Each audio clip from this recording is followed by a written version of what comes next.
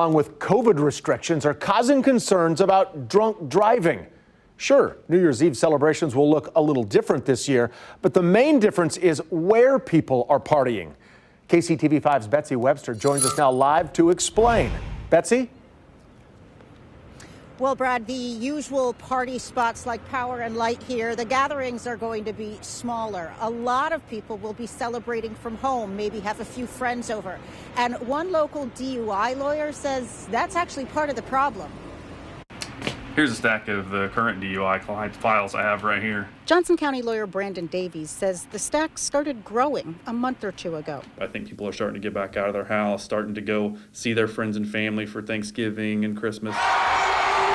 He expects the same trend for New Year's Eve, with no big bash and concern about crowds. It's small gatherings that will put impaired drivers on the road. The dawn of Uber and Lyft made it a lot easier to get a ride home, but Davies is hearing again and again now from clients who planned to use one of these, then found them harder to come by outside of the high traffic areas. Waiting and waiting and waiting, and didn't ever get an Uber. I sat there long enough, thought I had sobered up, and decided to drive back myself.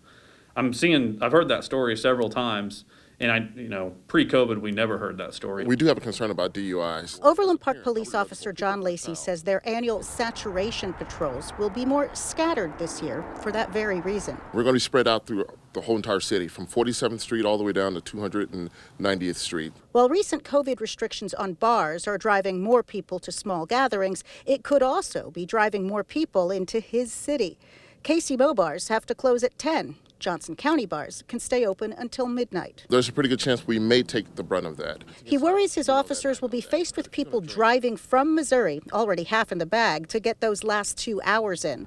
But that's a bad idea for more than just safety reasons. Most of these bars will have a capacity, so once you leave the bar in Missouri, you come over to the Kansas side, you may not be able to get in. A former prosecutor told us people often get less sloshed at bars than at home parties. It costs less, there's no line to slow you down, and no bartender to cut you off. But you also don't have to go home if you're at a friend's house instead. Crash on the sofa if you have to. Now, he is hoping that those horrible road conditions we're expecting tomorrow night will be enough alone to encourage people not to get on the road. Meanwhile, Kansas City Power and Light's website, the Power and have a party tomorrow, but it will be different. It will not be in that big open-air Kansas City live block. It will be in individual establishments. There'll be no milling around, and they will have their toast early because they will have to close at 10. Live in Kansas City, Missouri, Betsy Webster, KCTV5 News.